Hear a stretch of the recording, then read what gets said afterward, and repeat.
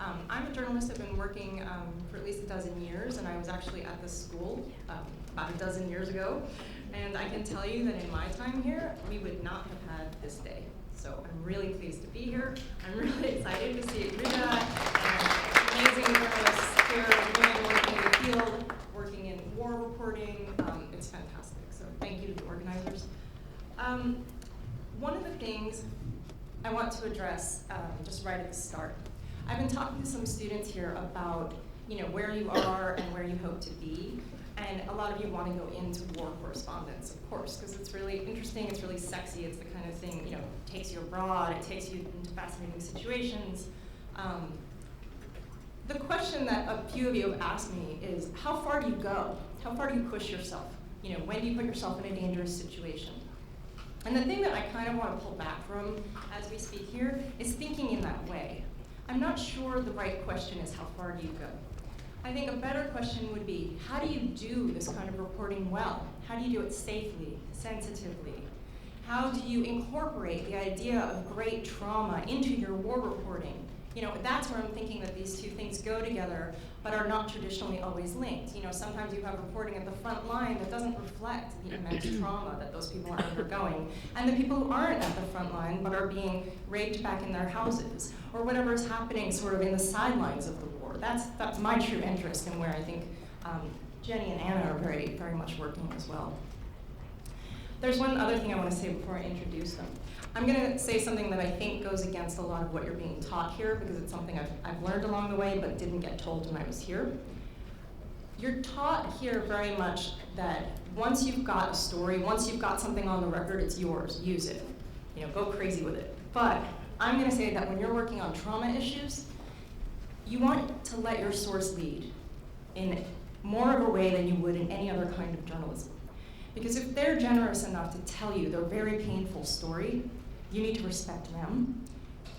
Imagine you put their story out there and they're not pleased with it. Guess what? You may have burned your source, acted like a jerk, and you may actually have hurt that person.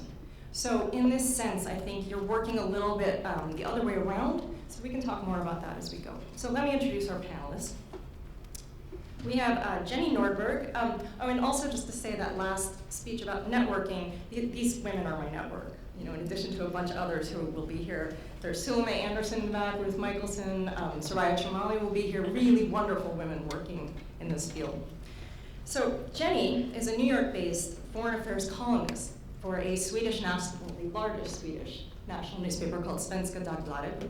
Maybe I butchered that. Okay. Her most recent work was as an investigative reporter. It was published at the New York Times and the International Herald Tribune. It broke the story of Bacha Pash, is that how you say?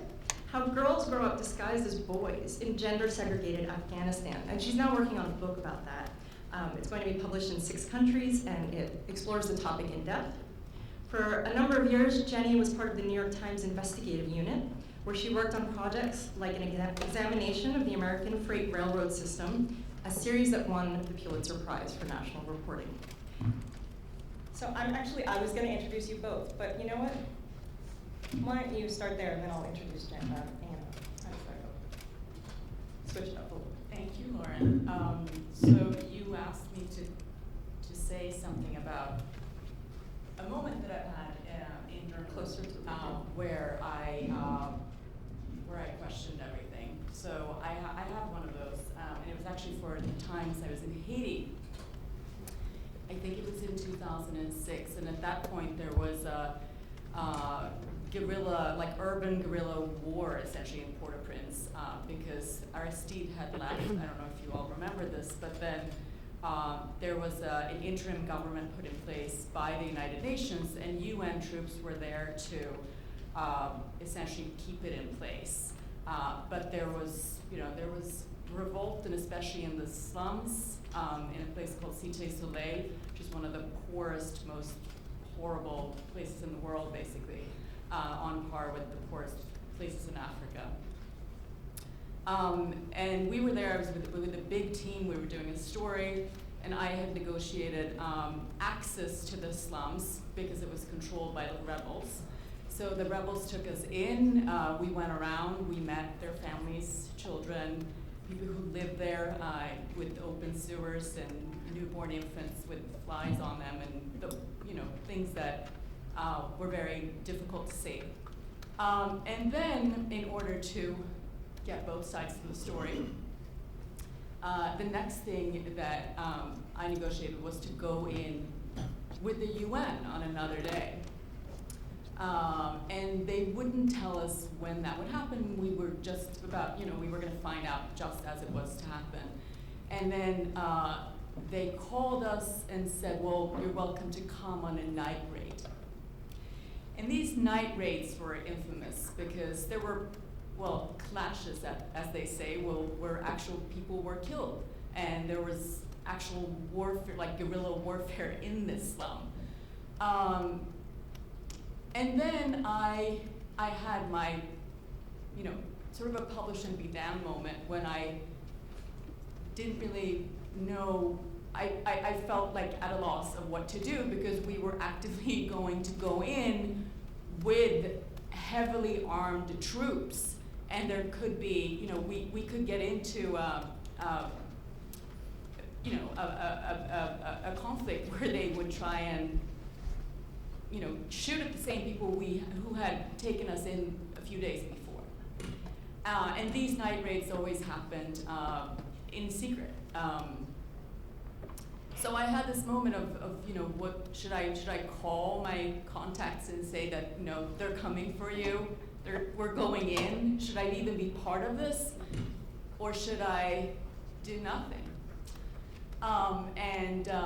I didn't actually go on the raid, but I didn't sleep that night. It happened anyway. There were no clashes on that day, but that was a moment when I think I'm telling you the story as a moment to describe that you think you know how things work, and that the UN are the good guys and the rebels are the bad guys, and you understand the conflicts and it's two sides, and then you've been there and you've seen their children and you've been to their houses and maybe you've had tea with them, and then all of a sudden you don't know anything anymore, and it gets very complicated very quickly, and that's war. Mm-hmm. And I think that that's actually a lot of what I also want to talk about today, this idea of the complexity of covering conflict and trauma. And this is actually a great introduction to Anna and her work. Anna, I'll just say, has been working in Syria quite a bit, and we've kind of crossed paths on doing that, and she's been incredibly brave and does things that I certainly am too scared to do, but I'm glad that she does it so that we can all get the news from Syria. So her work is actually as an independent journalist and a social media researcher. She specializes in global civil society organizing. She's a 2013 Fulbright Fellow, 2012 UN Press Fellow, and was named one of Google Zeitgeist's top 30 great minds of our time in 2011. Her coverage focuses on American foreign policy, women's issues, and youth organizing. Her work is featured in CBS, CNN International, BBC, Al Jazeera English, and numerous print outlets. So again, I asked her to think of one story that might be illustrative of some of the issues we're going to be talking about. The story that I chose is a kind of recent story from Syria, and it shows exactly what they were both speaking about, the complexity of not just war, but also covering war. About a year ago now, the kidnapping spiked of foreign journalists that were trying to report on the conflict, and it became incredibly dangerous. About last summer, I'm part of an organization called the Frontlines Freelance Register, and we told our members at this point it's gotten so dangerous that it would be difficult for us to represent you if you go inside. Simply the risks are too high, and if you don't have the logistics of an international media agency behind you, it would be difficult for us to defend you if something went wrong. So at that point, many of our members and freelance journalists who've been at that point covering about 80% of the coverage of Syria stopped being able to go in. I then decided that I wanted to continue the work that I was doing inside, in addition to the work with many of the refugees, which is equally as important. And when I was in the U.S., I got the support that I needed to go ahead and continue covering Syria. It was going to be incredibly difficult. We were going to have to go with convoys.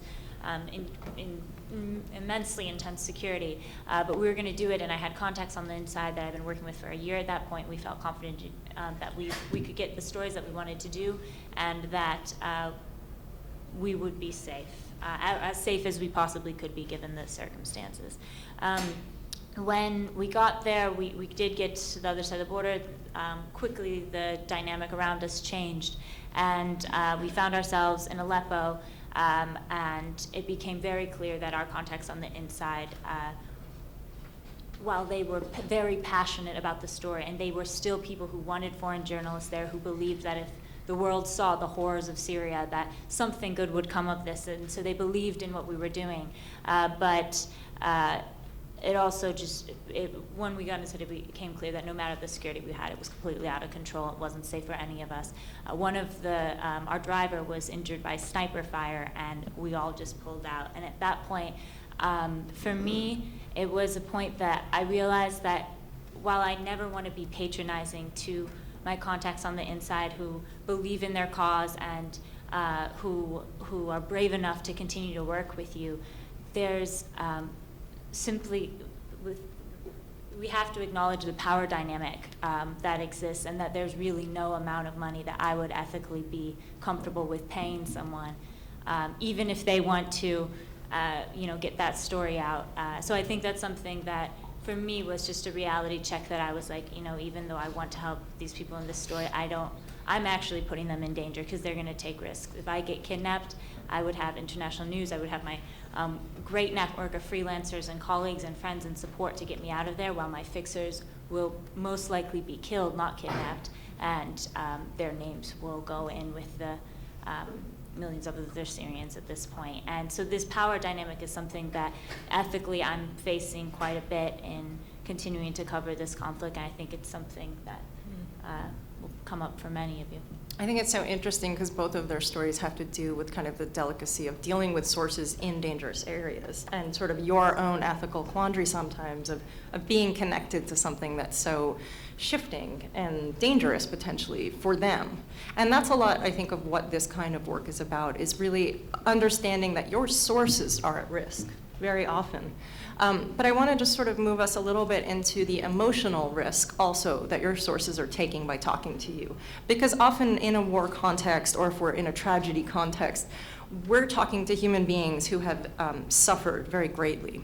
And often there's not a reason for them to tell you their story. They're not necessarily going to get medical help. They're not going to get money from you. They're not going to, what are they going to get? And you have to kind of understand why you're pushing them to tell that story, and how much you want to push them. And you need to believe that what you're doing is for the greater good or for their good in some way. And I feel like that's how I've been able to tell certain stories. It's just say, I believe in the power of telling these stories to the world. I think that you shouldn't be suffering alone. I think, people need to know this happened to you. And when I believe that, it is a way to help people understand what we're doing and why we're doing it.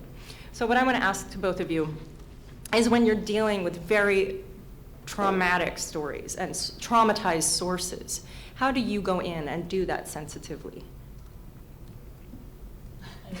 Well, I think first of all, I'd like to say that my firm belief is that everybody wants to tell their story.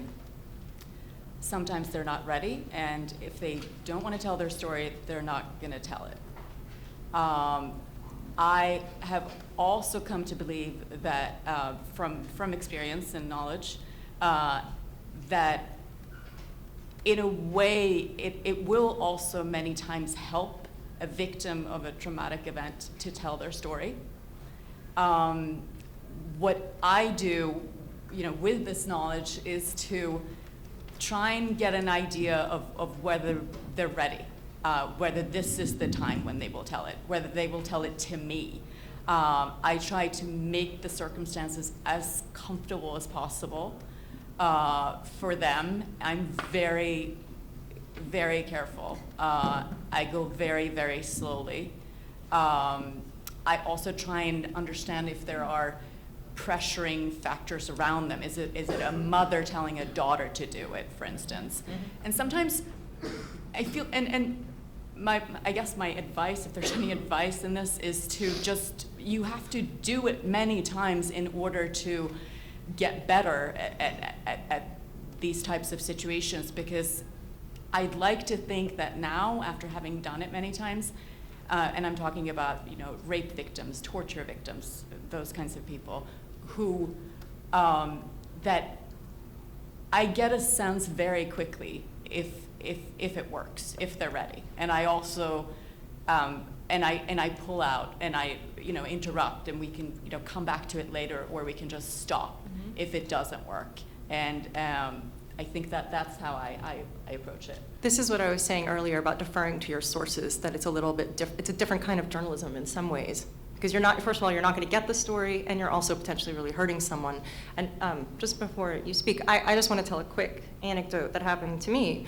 I was at the Syrian border in Turkey, and I discovered that I had been following in the footsteps of a Western journalist who had, just unknown to me, had come through a couple weeks before and kind of gone through some of the same cities I had, or towns, tiny towns and refugee areas. And I would meet with people working with women. I cover mostly sexualized violence in conflict areas. And I would be told, there is someone here you might be able to talk to, but this other reporter came through and promised her money, and the money never came, and I think she's really pissed, so I don't think you should talk to her. And I was like, wait, she promised her money? And I just thought, I don't know too many people who would do that. So I was like, okay, maybe this is a translation problem, which you're often dealing with in these areas. And also, I think the media functions very differently in different parts of the world. In a number of countries in Africa I've been to, you pay media to cover your story. So, there's different kind of ethics about money. So, okay, I went, well, that seems weird. But then I went on to the next place, and I was told, well, I do have a young Syrian rape survivor who I think would have wanted to talk to you, but she's severely traumatized by that reporter who came through. And I was like, wait, this can't be happening again.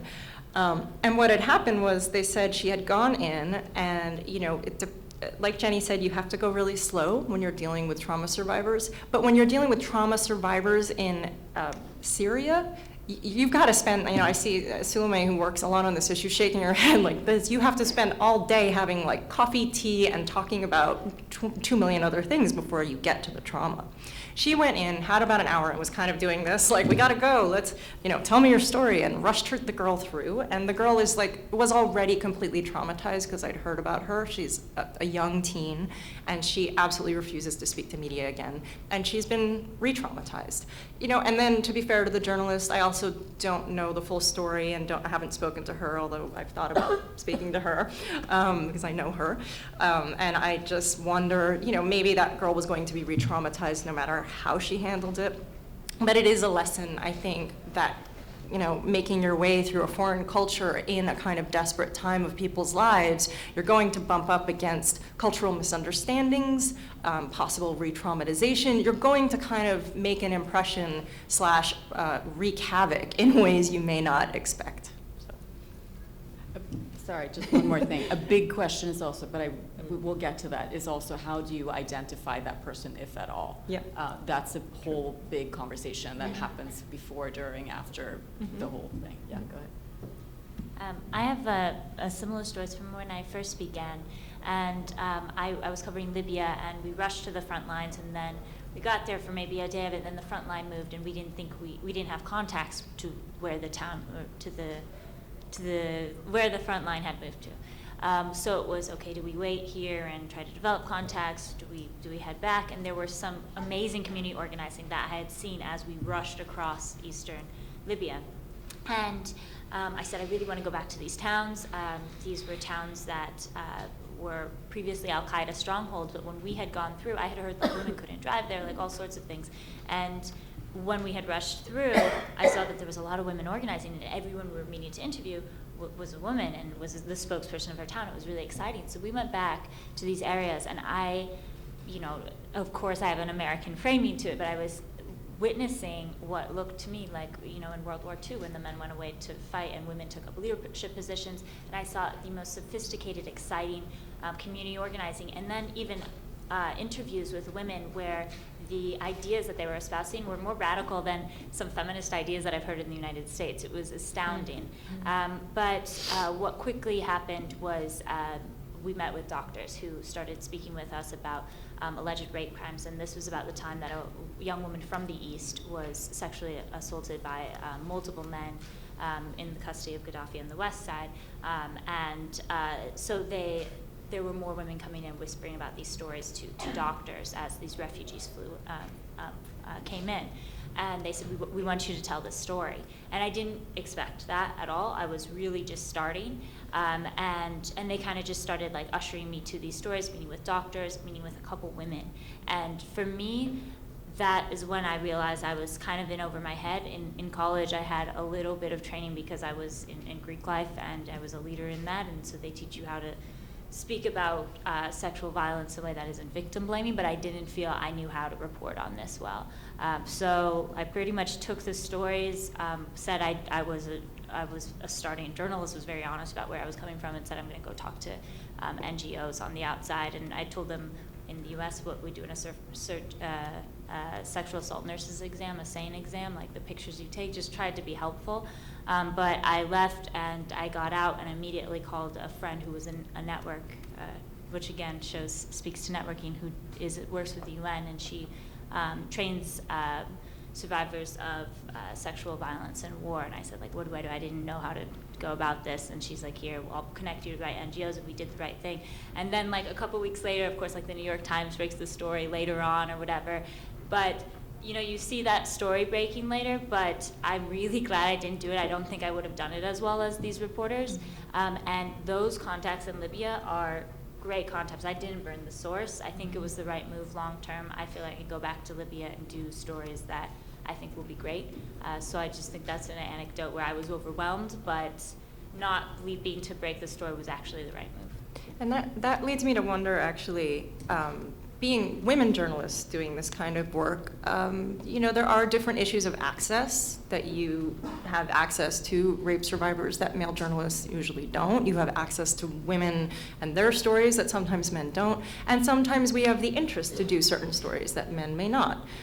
Either way, I think it's obviously a really great thing to have women working in the field of war reporting, because for too long, I think the stories of men told by men have been on the front page. So these are women who are really working to change that.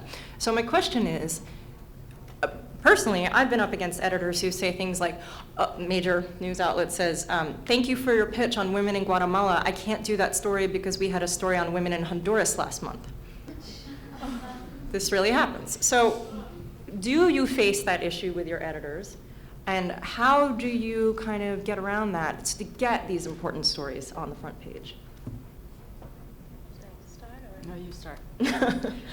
For me, the interesting question that I'm finding as I move forward is, everyone wants to do one women's story a year from any war zone or whatever. And of course, it would be a pleasure to do that. That's what I'm interested in doing. But at the same time, what I'm interested in, as we get more women war reporters into the field, and I don't think I have a good model for it yet, so I hope this becomes a discussion. I do see the framing of war in a very masculine narrative. Mm-hmm. I don't know what a feminine narrative looks like. I don't really know what the proper narrative looks like, but I just know that what I see in the newspapers is not the vast majority of people's experiences in war. So that's what I'm really interested in. I haven't done it yet, so if you guys have any really good examples, I'd be really happy about that. 90% of casualties in war are civilians at this point. I don't know if that number comes from the UN, but it certainly comes from the World Health Organization, something like that. And the majority of civilians in a war zone are going to be women and children, because they're usually not at the front lines fighting. So we are the majority of the people suffering. I mean, men are suffering in different ways at the front lines, but I think that's a really good point, that we're not telling the majority of stories in the unfortunately male-controlled media as it is at this point. So how do we get those stories out? Well, I think there are different issues. I mean, I happen to be a woman. I do investigative reporting. I spent way too long trying to be one of the boys. Mm-hmm. I think we can all say that at some point. We've all realized that. Just not even trying to think about women's issues, because that would make me, some kind of soft person who couldn't, understand any other story or narrative or do that. So I had to do everything but women's stories for myself, I think, for a long time. I think in terms of being a woman journalist, I think, it's such a change from 10 years ago, like you said. I mean, I had a friend who just a colleague who came out of Mali a while ago, and she was like, it was all women reporters, like women photographers, women, women writers, women doing technical stuff, because smart editors send female journalists, send women to conservative countries, and also to war. And because you get access to the entire population. You know, as a woman, you're a neuter, you can speak to men, you can speak to women, the elderly, children. You just have access to more stories, you can tell more stories. And you also have, as a foreign woman, you don't have the same restrictions that maybe, local women can have culturally or religiously. So that's a whole other thing. I mean, I think it's an advantage to be a woman in a very conservative society, and I didn't understand that before I did it, but that's actually a huge thrill to be a woman and be able to do that. And then in terms of women's stories and women's issues and gender and all that, again, I think, how we do it better, I think maybe that, to me, it's always about trying to go deeper and trying to explain what it's all about. I mean, there's not a women's story in war to me. It's a human story. It's part of it's a war story. Just because mostly men have fought traditionally, and the whole narrative of war is it's an honor cultural masculine narrative. Doesn't mean that women aren't part of it. And I think that if we're able to explain and incorporate more aspects and women, without making it, here's the women's story, here's the women's issue. The women's issue happens to be about, it's about rape, or it's about, domestic, or it's about refugees or something like that. Well, I mean, there are men being raped and there are women fighting, and I think as the more we cover that and the more we, in a natural way, incorporate how women are doing as, part of or half the population in most countries, I think we're easing toward a better coverage of war in general, and that includes also having women cover it. I'll also just add that I'm the director of a project called Women Under Siege, which is at the Women's Media Center, and it documents how rape is used as a tool of war. But I'm also a columnist at Foreign Policy, and in my foreign policy pieces, I managed to sneak in a few things that might traditionally be thought of as women's issues in war, but you know what? By the time I'm done with them, they're issues in war. They're issues that women deal with. So I think as women writers, you have this capacity, or women journalists, you have the capacity to kind of make that the narrative that you want to tell. Because you know what? More and more, I think it's a coup that they're adding women's voices at Foreign Policy. It's a coup that we're reaching these levels. So now that we're reaching them, we don't have to maybe try as hard to get the stories in, but if we do, we can still sort of finesse it, Did you want to say something, or I have another question? So I have two more questions before we open it up. One is, I want to get a little bit into the ethics of how we tell these stories, and we've touched on it a little bit, how to not re-traumatize, things like that. But personally, to start off, I told the story of a rape survivor in Syria, and she was in the hospital in Jordan with her spine broken, unable to walk, severely traumatized, had been raped over a month in prison and tortured, and then imprisoned and raped and tortured. And she was very interested in telling her story, and I said, well, how would you like me to present your name? She said, oh, go ahead, use my full name. I never heard that in Syria, at least. It's a really conservative culture. There have been honor killings in retribution for rape. Men divorce women the moment they know they've been raped. So I was really startled by that. She also said I could use a photograph of her face. So I was so shocked to have both given to me like that.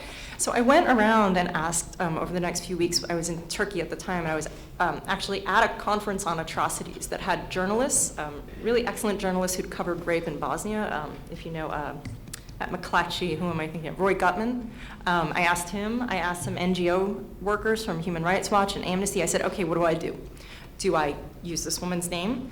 Do I show her face? Do I do neither? Do I do one? Do I do? And the NGO people said, absolutely not. You do neither. This is crazy. You're going to get her killed. Is her family still in Syria? And I said, yes, her ex-husband and children in Syria. And then she goes, well, then they're dead if you do that. The Syrian activist I spoke to said, you can use her name, but don't use her face. Or maybe it was vice versa. It was like, use one, not the other. The journalists I spoke to were like, you know what? This war, this issue, it needs a name and a face attached to it. Do it. This is important. This will speak, volumes. I mean, I can't tell you how little I slept while I was trying to figure this out, because I knew I had potentially one woman's life in my hands, her children's lives in my hands. And in the end, I decided, and I also didn't want to condescend to her and take away her choice, But you also have to get into how much people truly understand what it means when they give that consent to put it out over the internet and the international media. And this was going to be appearing in the Atlantic, would be everywhere.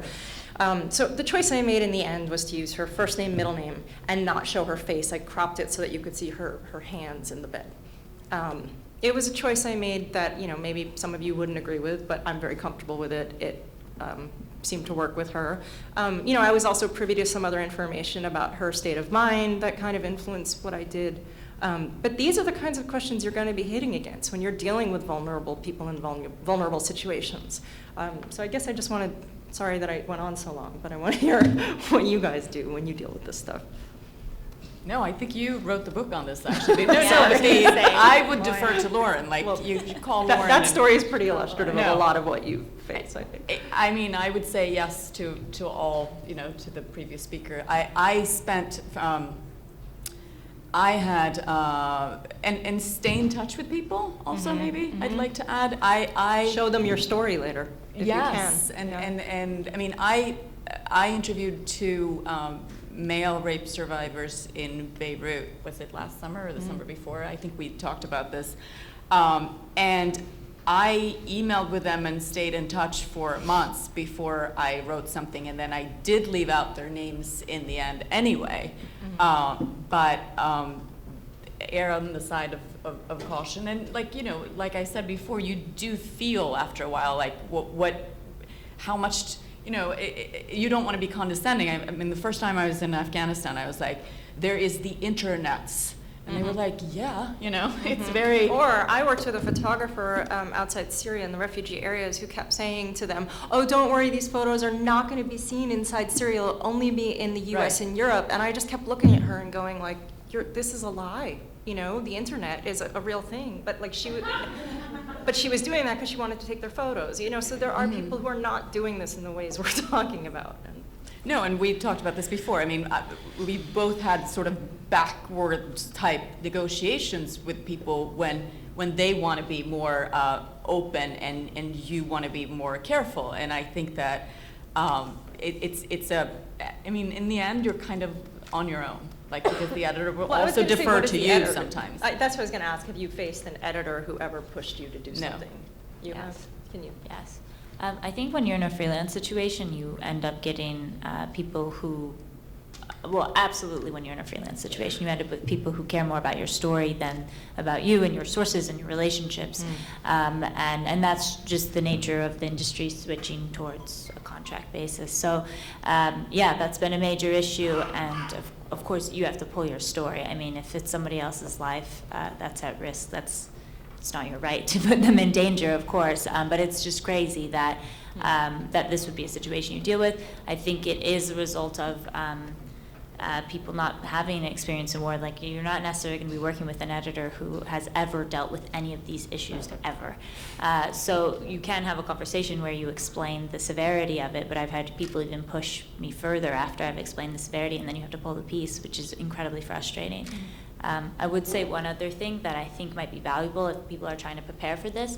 I think, yes, you need to, with experience, you'll get better in dealing with all sorts of trauma. But what I found that there are some things in the U.S. that you can do while you're in school here, that will help. Even, for example, reporters instructed in saving colleagues. It's a first aid training. If they don't accept you to their training, you can get first aid training here in the United States. You could have that basic thing. It would prepare you far better than just showing up in a war zone. Another example, PTSD in the United States, it's really high among survivors of domestic abuse. That's what actually around the world, PTSD is still high from domestic abuse, not necessarily war. So there's plenty of places here in the U.S. that you can start dealing with trauma. You can get expertise training from these professionals that work in these fields. So you don't have to show up without any of this. And in fact, you should really take advantage of these resources while you're here. I wish I had done more of it while I was living in the U.S. Absolutely. Can I say one more thing? I just want to add to what the story you told before about when you actually pulled back and you were like, I don't think I can do this. That's the bravest thing of all. Also in terms of PTSD and all that, because stuff stays with you. So you might want to push it in the moment, but it's going to, it may take a toll on you. This is actually the last question I want to ask and then open it up. How do you deal with the horrifying things you see and hear? I do really, really stupid stuff that I can't even tell you about. Like embarrassing stuff. Like I was near blown up once in Karachi, and then I went to my hotel and I downloaded television series for teenagers on my computer, and I watched that for hours and hours and hours. One time I called back home and made reservations or an appointment to go get a pedicure when I got back, because that was like the thing I was going to keep in my head. So I think, and I think Tony said it very well. You mourn and you do your own. I had a friend who was killed in Afghanistan a few weeks ago, and what you do as a journalist when something happens is that you work. This is what we do. This is what we're trained to do. So when crisis happens, you work through it. And in some ways that's therapy, but then, and I tend to forget this, and then you fall. Then you come down from that adrenaline high of like, I'm doing pretty well. Like, I don't, this isn't really getting to me. I'm waiting. I'm like watching the clock because I've been working so manically to deal with the crap I just saw in Congo, and I'm waiting for the fall, and it's like, it's going to be in like half an hour. Yes. I wrote a list once, and I came back from assignment. I was like, dry cleaning, and then it was like, cry day. I'm gonna have a cry day.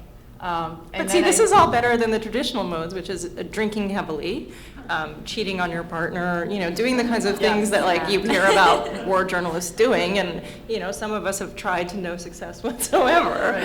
Right. You make a plan for like your own, and as Tony said, in terms of networking, I mean, this is where your networks, close friends and your women reporters, that's when you need them. Those are the ones you do your sort of private therapy with. I would say that my closest networks are women journalists, and maybe we don't even talk about what I'm particularly upset about or what they're upset about. It's just I'm not doing so well, and then we just talk about other things. So sometimes that's been really helpful for me. One thing that I've found this past year, which has been pretty exhausting, has been, I think when I started reporting, I never wanted to be sad about a story. I felt if even, my grandma says, oh, I read this and it was so sad what you're doing, I felt like I was doing something wrong if I wasn't evoking outrage. And I always wanted to work from a place of anger and shared outrage, and that's how I wanted to approach things. And that if I was slipping towards despair, that's where I would hit paralysis, that's where I wouldn't be useful, that's a place I just couldn't work from.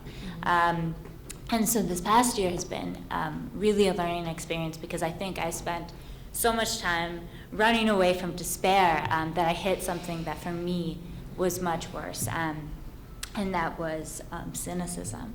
And so for me, that was, I always wanted to be skeptical and never cynical. And when I was in the Syrian border around Christmas and got some horrible news, and wasn't even surprised anymore, was angry, but sometimes you want to work for that person, and that's how you can kind of use your anger in a way, and it was paralyzing, and it was just a place of deep darkness. So that was a place of paralysis, and I realized, okay, this is when you actually need to slow down and kind of take a break. And you meet that, I mean, like, had you been that Yeah. person and gone on and on and on. You meet those photojournalists every Right. minute of It's almost like you see it in their eyes. It's like, they're just done. But they just keep going and they're dead end, and I've met lots of those people. I think for myself, like again, this year of doing a lot of foreign kind of conflict reporting, I've gone through a number of different styles of trying to deal with it. Like I said, from the heavy drinking a couple years ago, that didn't work. I got out of that one just quickly. But then it was much more about throwing myself into my work. So that's why I was saying, like, this time around, I just got back from Congo and Rwanda and was reporting on rape and just saw really horrible stuff. I mean, women who get up from their seats and the seats are wet because they have fistula from rape, really terrifying consequences. And I've been writing sort of manically, piece after piece after piece, and I'm exhausted and I can't believe I'm still doing it. And I'm starting to wonder if this is a coping mechanism, because I keep telling myself, like, I went there, I owe these women. Like, you feel like you owe them something, and that's why you do your job, or you're not really worth doing it. I mean, there's no point, right? But I think there is a point, and we talk among ourselves a lot about self-care, and a lot of it is just checking in. Like my good friend in the back over there who will email me and say, how are you doing? It helps just to hear that. But sometimes I do think you're gonna have to figure out how hard to work, how little to work, just your self-care. You can't do this work without pulling back in some sense, and it's really personal, I think, each time. But why don't we have your questions? Hello, I'm Sulame. First of all, I just want to say that Lauren is absolutely a woman who helps other women. We write for a couple of the same publications, and she's always been so willing to offer her expertise and help with sources and things like that. So I just want to commend her for that. And so my question is, I heard this anecdote not long ago about, like, it wasn't firsthand, but it was about somebody reporting in the DRC and going to a camp and walking into the camp, a male journalist, and saying, has anyone here been raped and speaks English? And yeah. So I guess that just made me think, because I mean, in my experience, you have to, this sensitivity is, that's the reason they will talk to you. It's because they can see that you care, and you're not just, just waiting for that quote. But there's also the fact that we are there to write stories. That's our job. So how do you balance that human connection with your subjects, that sensitivity to their experience, with the fact that you have a deadline and you need to get that quote? Can I just say that I wrote a story that's in The Atlantic, published yesterday, and I took on sort of the biggest topic I could think of for some weird reason. I took on how do people survive trauma as big as genocide, with the Rwanda genocide anniversary this week and having just been there. And I knew this was a crazy topic, because, like, how do you even start talking about that? So I think my editor took it like on Monday, and he wanted it by Friday. I got it to him Thursday night.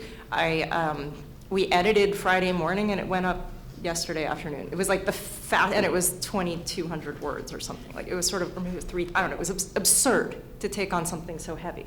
So I really spoke with one survivor in particular, and it's someone I've known for a long time. And I chose to really work with her more in depth because I knew her. I knew I could kind of get her story down in a way that she would be comfortable with. And fortunately she was, and she's supposed to be here, but I'm not sure if she's in the room. And I think it was deadline pressure for sure. I felt like I wasn't doing the subject justice, but I made sure I got the right experts on the phone, and then I stayed away from kind of trying to get too many survivors to speak to me too quickly. I didn't want to do that. So I think in some ways you can kind of work with what you have and maybe tackle it from a more expert angle, and not worry about the re-traumatizing and all that. Just one example. I mean, I think for me, if I'm understanding the question correctly, I mean, you do feel like a psychopath sometimes, right? I mean, you come in, people, turn themselves inside out for you, and then you're like, well, thank you. So I think for me, I try to rely on the foundation of journalism, almost to understand, to remember what it's about, why we do it, why it's important, and also to be open with the person you're interviewing about that. Be very clear. I mean, and then I think you can be a human being while being a super professional. So as for me, when I'm, for instance, doing interviews and stuff like that, I have like parallel tracks going on in my head all the time. I'm like, I have to move the interview along. I need this. Here's what, what I'm wondering. That's my next question. And I'm also, I can also be upset and horrified. I can, I try not to cry, but it's a very delicate thing that I think you get better with experience. That's my, and you have to do it like over and over and over again. But there is the feeling crazy factor for sure, and that also has to do with, I think the foundation of journalism is like I often feel a big responsibility. I'm like, okay, you're doing this, you're telling me this, I do feel a little bit crazy. All I can do is to do you justice in the best way possible. So it's like I fall back on my professionalism in order not to feel like I'm a total crazy user, if that makes any sense. I would say one little story about that. I was along the Syrian border this past year, and a fixer who we all worked with, who was a friend of mine, came up, and he was white in the face, and everyone's like, "Are you okay?" And he says, and he tells the story. He has a group of 8 friends. They grew up together. They, these are his best group of friends, and he said that he just found out that 2 of them had been killed, and actually that meant that there were only 3 left, and because the others had been killed. And he said we were supposed to be going to each other's weddings, not funerals. And it's just, this is the unending story of Syria, this unending story of these people are my peers, I'm the same age as them. It's a haunting experience. One of my colleagues says, wow, that's rough. We need to get to Aleppo tomorrow, and he switched gears and asking him to hey, is the car ready? Let's go. And it's just these moments that I guess I'm saying I was mortified by him. I don't ever want to be working in the same, I never want to be at the same hotel as him. I never want to be associated with that person ever again. And I think there were other colleagues who were equally horrified. So I think there are great journalists, and you don't want to be the one that everyone's being like, that guy's a monster. So, so that's something to think about. We have a question on Twitter from the Overseas Press Club. So the person who tweeted it, okay, because I was a little unsure. The question is, what roles do NGOs play in this work, and does working for them taint your credibility? And when you say working for them, you mean actually being employed by them as a journalist? Yes. Okay. Sometimes they take on Sure. freelancers or freelancers who are hungry for work and Mhm. there's hungry for opportunities, and NGOs are often the way to get over there or stay over there or Mhm. be protected. In a way, you're untethered from the newsroom. Right. So I just wondered, in the short term, it's great because you're there and then you're getting paid. In the long run, how does that affect, if at all, your career for getting, very unbiased news organizations to hire you? Have you had this experience either? I haven't, I would say the short answer is depends on what you can afford.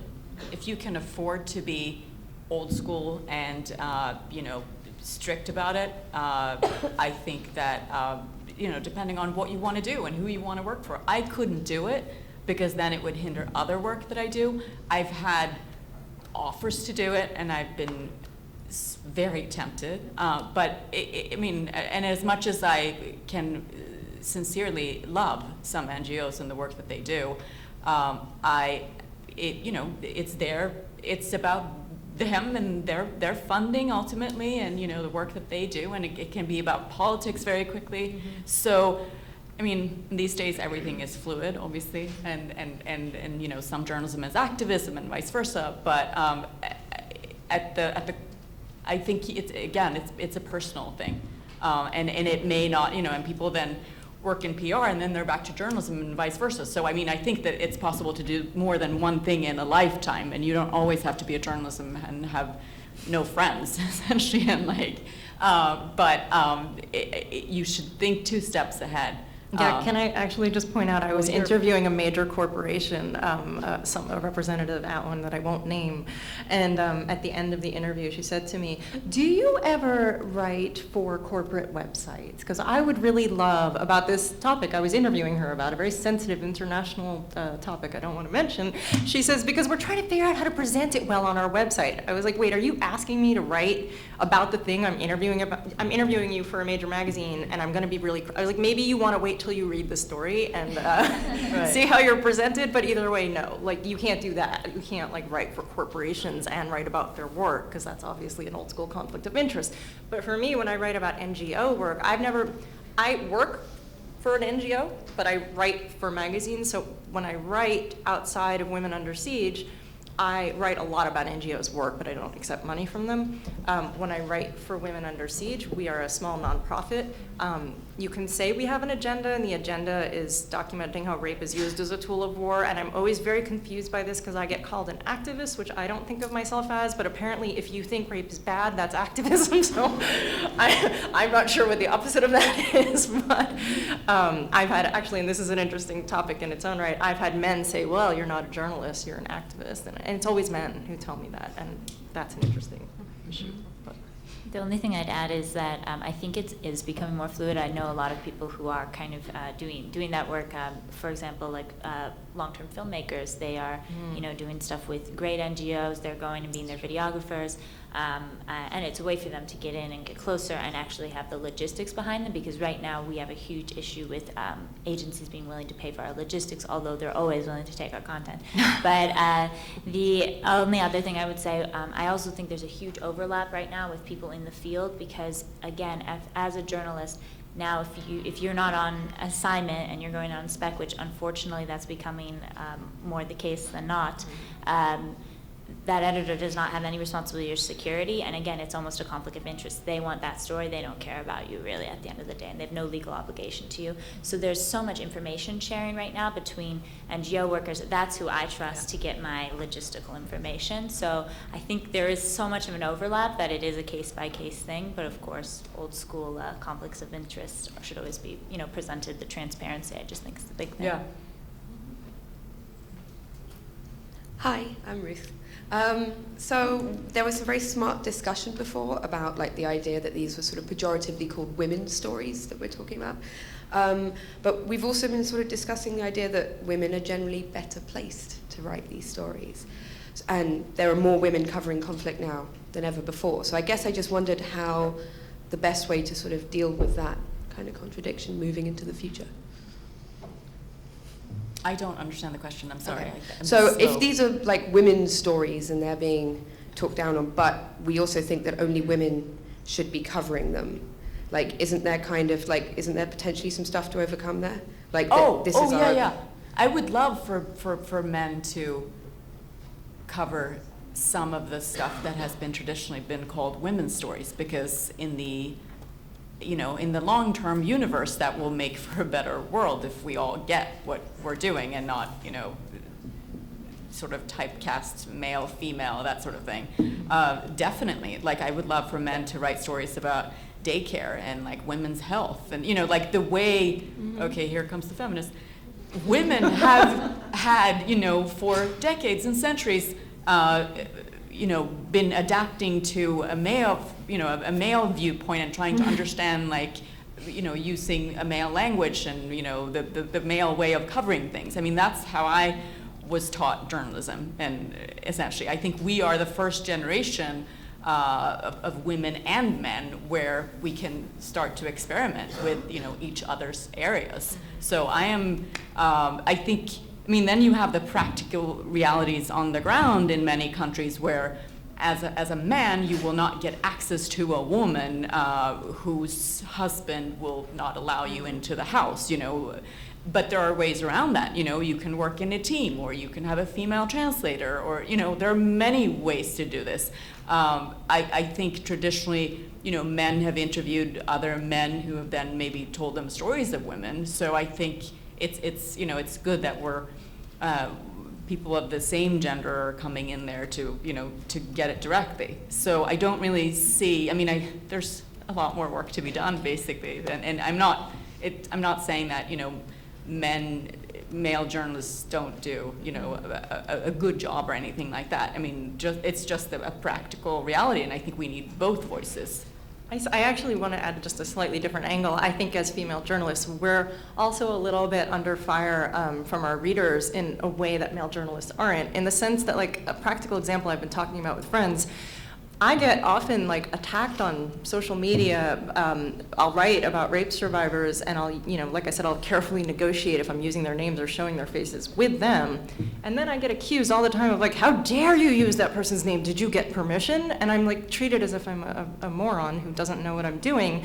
Whereas the photojournalist who photographs the child soldiers at the front line, that guy doesn't get those questions. I know those guys, they don't get those questions. So somehow I think we're being held to a different standard as we report on things that people aren't maybe as used to reading about, or I'm not sure what the issue is there, but there's something. No, but you're writing the book on a new way of covering things too, and a new way. I mean, rape as a weapon of war, which is your area, hasn't been reported on that much for the past 100 years. And it makes people mad. Yeah, and it's controversial and it's new. No, I think you guys covered it. Do we have more questions? My name is Clara Buda. I am an Albanian Friend journalist. How do you deal with your inner need to help the victims? And your role as journalist, that you need to inform the neutral way. Sometimes you are the only person that victim meet after when you are in the victim conflict zones. I actually have a really recent story about grappling with that. When I was in Congo, I was traveling with Lema Bowie, the Nobel Prize winner from Liberia, and we were in a room for a few hours with 18 women telling us about their rape stories and their horrifying stories and the poverty of these women. A 17-year-old girl holding a baby born from rape because she'd been held for 8 months in the bush by a militia, and she doesn't know who the child's daddy is, and she becomes hysterical while she's telling us and says, I only have the clothes on my back, please help me. And the women all start breaking down, and we're all just sitting there, you're this rich white person with money in your bag you can hand her. And I'm thinking to myself, what do I do? How do I help? Is this ethical? Jesus. So when we went for a break from that room, I went over to Lema, who has a lot of wisdom and a lot of experience, and I asked her, what do I do here? I want to help that woman, but if I help her, do I help all of them? And how does this work sort of ethically? And I'll just pass on what she said to me. She said, Lauren, when you are in that situation, give money when you are moved to do it. That's as simple as it can be. She said, but what I would suggest is sit down with the woman, talk to her about her life first. Ask her what she would do with such money. Just make sure she's not scamming you, first of all. And then also ask her to please be respectful and not tell all the other women you handed it to her. But she said, but don't worry, in this case, I'm buying that girl some baby clothes. I got this one, she said. So I didn't actually have to do anything in that situation. I chose to put it aside. Although something did come up soon after that where, for the first time, mostly leaving Syrian refugee homes, I'll hand a child a piece of candy or something, because you just feel like you have to give them something from all of your wealth. It's a really, for me, it's a really impulsive thing. But for the first time, I actually gave someone a fair amount of money that didn't reflect on my coverage. It was just someone I met in my course of my work and felt could really benefit. So I think it's just really personal. That's what I would say. And I think you just make a difference between your sources versus the people you're helping sometimes, or maybe how you help. Okay, yeah. I mean, I've never given money because that's also part of the whole thing that I'm not allowed, and it's but it's awful sometimes, and there are ways around it. You can certainly offer an introduction to an NGO, to people who can help, who are specialized in this type of stuff in terms of counseling. That's goes back to keeping in touch with people and to see how they're doing. But I mean, I think we've all had moments when we've been like, well, I'm not doing this anymore. Well, just Like, to describe, but and then, I'm but then assuming- you go yeah. into another field of work. I was going to say, I'm assuming you've been in this situation. It sounds like you know. You arrive at like a refugee area, and everyone goes, "What are you here to give us? Can you have money for us? Do you have food for us? Do you have aid for us? Do you know what's happening? Tell us something. Give us something." You say, "Well, we're journalists. We're here to tell your stories." They're like, "What? Like, give us something." And it's really, obviously, you want money in that situation. So it is difficult to sometimes, put together what we're there to do versus what they truly need, and but I just try to explain how this could help them, like hopefully help them, and say I can put you in touch with this psychologist I know and try to follow up. But it's rough. I mean, yeah. It's happened that you've over-tipped fixers sometimes, Yeah. right? In terms of, yeah. Yeah. I think we're out of time, but thank you, Anna and Jenny, and thank you all for your interesting questions.